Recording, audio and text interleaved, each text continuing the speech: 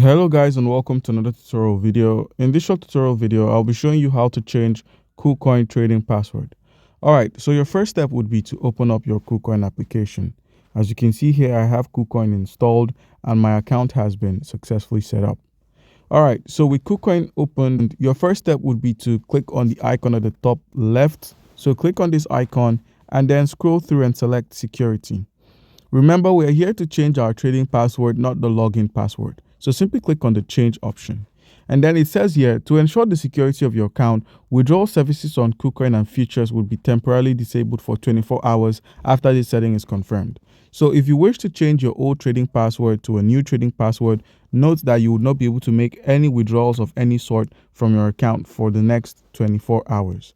So all you need to do now is enter your old trading password and then add the new trading password and then confirm the new trading password and simply click on change. If you've forgotten your trading password, which is the old trading password, all you need to do is simply click on forgot trading password and you'd be able to change that. So guys, that's how you can easily change your trading password. Comment down below if you have a question and don't forget to like and subscribe.